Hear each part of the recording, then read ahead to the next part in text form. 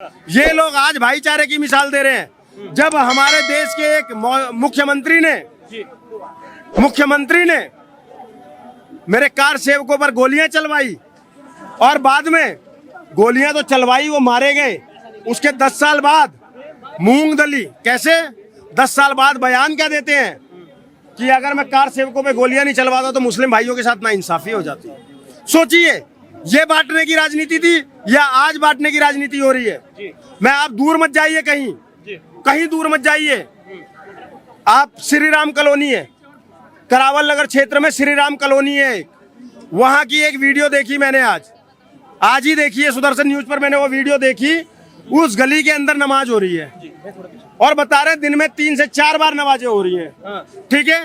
और उस समय पर जो उस गली में 15-20 हिंदू घर हैं, वो लोग अपने घरों में भी आ जा नहीं पा रहे हैं, क्योंकि पूरी गली में भी देखने को मिल रहा है, पूरी गली कवर कर रखी है।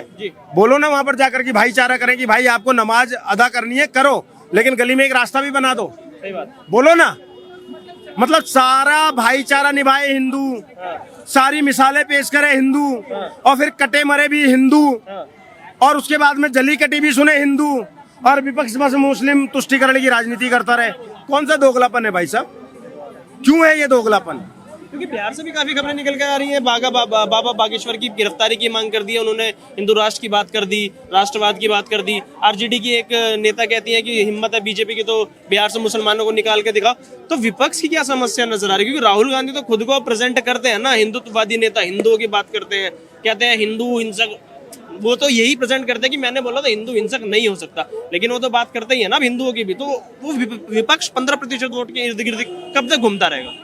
देखो, विपक्ष का मैंने अभी भी आपको पहले भी बोला, फिर बोल रहा हूँ, मुझे नहीं पता कि वो कब तक घूमता रहेगा। मुझे ये भी नहीं पता, मुझे ये डाउट है कि विपक्ष ने शायद खतना करा लिया है चुपचाप, ठीक है। इससे इतर मैं और एक शब्द भी उसके लिए नहीं बोल सकता हूँ, लेकिन एक बात जरूर बोलूंगा। आपने बोला कि बागेश्वर बाबा को गिरफ्तार कर लो, फिर आपने बोला कि बिहार की एक नेत्री ने ये बोला है कि जिसकी हिम्मत हो मुसलमानों को बाहर कर दो।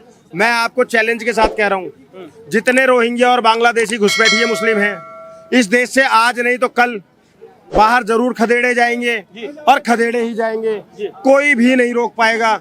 और जिसकी औकात हो बागेश्वर बाबा को जेल में डालकर दिखा दो, जिसकी औकात हो। आवाज टूट गई है, कह रहे बिहार में आने नहीं देंगे। बिहार में ही थे, बिहार में ही कथा कर रहे थे, कह रहे चुनाव का बिहार माहौल बना में रहे ही हैं। कथा करी है उन्होंने, रोक पाए क्या? एक बार पहले भी बोला था कि बिहार में नहीं आने देंगे, 10 लाख लोग उनके पीछे चल पड़े, तब भी बिहार गए थे। अभी भी बिहार होकर आए, पता नहीं शायद अभी हो भी ना, वहीं नहीं हो गई है, हो गई है ना कथा, ठीक है। क्या कोई यूं भी कर पाया? तो मैं चैलेंज के साथ कहता हूँ बागेश्वर बाबा को कोई ऐसे उंगली दिखाकर दिखा दे बस। आरजेडी के जो नेता है वो अंधेरे में तीर चलाते हैं, अच्छा, समझे? वो अंधेरे में मतलब हवा जैसे मुसलमानों लोग का बयान आता था ना, जो हिंदू जो है वो काफिर है, इस सब से बहुत प्रॉब्लम होता है। अच्छा भैया, आपसे आखिर सवाल ये करूंगा, होली डंके की चोट पर मनाई जाएगी और जो असामाजिक तत्व माहौल बिगाड़ने की कोशिश करेंगे, क्या होगा? योगी सरकार है उत्तर प्रदेश में। भाई साहब, मैं बहुत क्लियर शब्दों में बता देता हूँ, होली तो डंके की चोट पर मनाई जाएगी और मनाई जा रही है पिछले 1 हफ्ते से। हम लोग तो उस क्षेत्र से आते हैं, हमारे यहाँ 1 महीने से फगुआ शुरू हो जाता है और गाने बजाने के साथ होली खेलनी शुरू हो जाती है, फाग, ठीक है। तो वो तो चल ही रही है, होली परसों धूमधाम से मनाई जाएगी।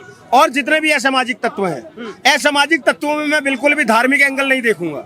बहुत क्लियर है, अगर कोई असामाजिक तत्व है जो जानबूझकर दंगा फैलाने की कोशिश करता है, चाहे वो मुस्लिम हो, चाहे वो हिंदू हो, चाहे सिख जैन पारसी हो, अगर जानबूझकर कोई भी दंगा भड़काने की या दंगा करने की कोशिश करता है, उसके ऊपर एक्शन सख्त होना चाहिए। ठीक है भैया, बहुत बहुत शुक्रिया। कुछ और लोग जोड़े उनसे पूछेंगे। अगर माहौल लग रहा है, क्योंकि बिहार में भी अगर बागेश्वर है, धीरेन्द्र शास्त्री जी हैं, वहाँ पे भी अगर वो हिंदू राष्ट्र की बात करते हैं, अखंड भारत की बात करते हैं, तो आरजेडी के नेता साहब वो कह देते हैं कि ये तो पाखंडी है, इनको गिरफ्तार करो।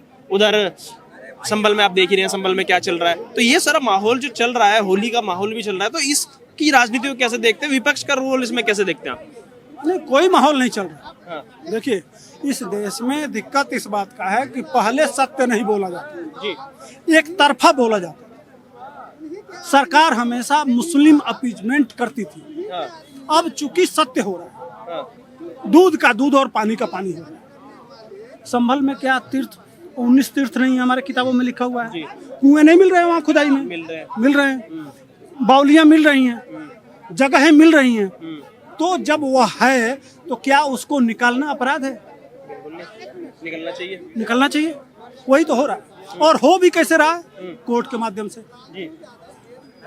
कोर्ट में जाके हम अपनी बात रख के और कोर्ट कह रहा है। अब तुम कह रहे हो कि नहीं वर्शिप एक्ट है, हाँ, सही बात। ठीक है वर्शिप एक्ट। अच्छा ये वो जज पढ़ा, वर्शिप एक्ट नहीं पढ़ा है। विपक्ष तो लगातार यही बोलता है ना, वर्शिप एक्ट के अलावा देता है ना। तो जो जज आदेश दे रहा है पर उसका जांच का, वो वर्शिप एक्ट नहीं पढ़ा है। मुलायम के बेटा ज्यादा पढ़े उसे, या ये सपा के गुंडे ज्यादा पढ़े। सही बात है। जज ज्यादा पढ़ा है ना, तो जज आदेश कर रहा है ना। तो जब उस कुर्सी पे उसी काम के लिए उसको रखा गया है कि तुम इस तरह का इसमें देखो कानून के किताब में यह सही है कि नहीं, वो कानून के किताब में देख के सही वेरीफाई करके तब वो आदेश दे रहा है। तो जज की क्रेडिबिलिटी बची कहाँ है? वो कहते हैं ना विपक्ष, जज बीजेपी का, ईडी बीजेपी की, सीबीआई बीजेपी की, पुलिस बीजेपी का, प्रशासन बीजेपी का, तो कहते हैं क्रेडिबिलिटी है ही नहीं, कैसे विश्वास करें? 10 साल में सारे जज को भर्ती कर दिए जोगी जी। 10 साल में सारे जोगी भर्ती किए हैं, ताकि उससे पहले से वो जज है। पहले से ही है? हाँ? पहले से तो कैसे जोगी का हो गया? रंग बेचने से समस्या नहीं है, लेकिन रंग लगवाने से समस्या नहीं है। भैया, और विपक्ष का सपोर्ट क्यों मिलता है फिर? गलत बात कर रहे हैं आप। रंग बेचना भी उनके में हराम है भैया। मतलब लगा नहीं सकते, आप बेच सकते हैं। ये कैसा बात हुआ? ये तो दोगलापन हो गया। जैसे क्या होता है कि इनके में क्या है, बैंक में अगर आपने खाता खुलवाया है तो उसके अंदर अगर आप ब्याज ले रहे हैं ना, ये भी हराम है। टीबी पे ये भी हराम है। तो ये सब नहीं करना चाहिए। और दूसरी बात आप कह रहे हैं भाईचारा निभाएं। आप बताइए, अगर आप भाईचारा निभाना चाहते हैं तो आइए, मैं आपके कलर लगाऊंगा, आप जो है गले मिलिए, मैं आपको ईद की बधाई दूंगा, आप मुझे होली की बधाई दीजिए। ये नहीं देंगे। हिंदू तैयार है करने के लिए, मतलब ईद की बधाई देने के लिए तैयार है हिंदू। हाँ बिल्कुल तैयार है। होली नहीं क्या वो खेलेगा? तैयार है? क्या वो तैयार है? वो नहीं तैयार है। तो अगर वो तैयार नहीं है तो पत्रकार महोदय, अगर आप चाहते हैं ऐसा भाईचारा निभाए है ना, तो ऐसे भाईचारे का बत्ती बनाइए और इनके जेब में डाल दीजिए या अपने जेब में डाल दीजिए। हमें नहीं चाहिए। गलत बोला भाई ने, जेब में डालने की बात नहीं थी, जहाँ पे डालना तो वहीं भी बोल सकते थे, ठीक है। और दूसरी बात, कलर की बात करते हैं। जो कपड़ा पहना जाता है उसको कई कलर से डाई किया जाता है, फिर वो हराम नहीं है?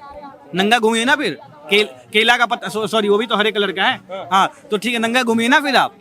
जब कलर हराम है तो आपके कपड़े को भी डाई किया जाता है, वो क्यों डाई करवाते हो? उसके बाद छोड़ दो, बाल भी 7 कलर का डाई करवा रहे हैं आजकल, मैंने देखा है। शुतुरमुर्ग बने घूमते हैं, शुतुरमुर्ग बन के घूमे फिरते हैं। तो फिर वहाँ पे वो हराम नहीं है? दारू पीना हराम है, दारू क्यों पीते हैं वो हराम नहीं है? इस पे ज्ञान नहीं है, इस पे ध्यान नहीं जाएगा। पत्रकार, आपकी सारी बात को काट दूंगा। आप कह रहे हैं भाईचारा निभाए हम।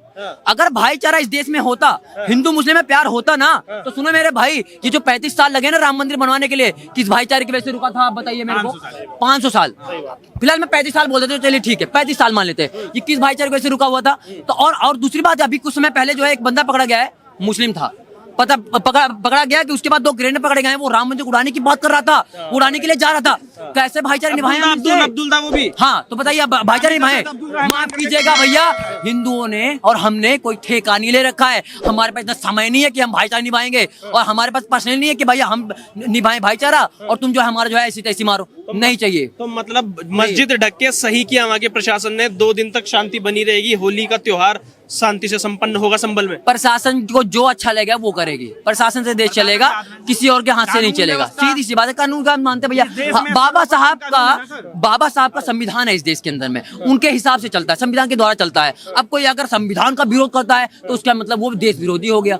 हम तो भाई संविधान का बहुत सम्मान करते हैं, इसलिए हम जो है, देखिए संविधान में क्या है, अभी नया कानून आ रहा है कि वक्फ बोर्ड को जो समाप्त किया जाए, क्योंकि ये भूमाफिया वाला काम है। अब कुछ लोग इसका विरोध कर रहे हैं। अब संविधान का कोई विरोध कर रहा है, इसका मतलब वो देश विरोधी है। सही बात। बस बात खत्म है। मतलब शांति से संपन्न होगा होली का त्योहार, क्योंकि लगातार हिंदू की शोभा यात्राओं पर, हनुमान जयंती पर, नवरात्रों के समय जब भी रैली निकाली जाती है, कभी ना कभी पथराव होता है। तो क्या होली शांति से संपन्न हो पाएगी संभल में? अगर नहीं होती है तो योगी जी का बाबा का जो डंडा है वो तैयार रहेगा। देखिए बहुत बढ़िया बात आपने बोला है। आपको पता है कि यूपी में अभी गद्दी पर विराजमान है हिंदू हृदय सम्राट योगी बाबा, ठीक है।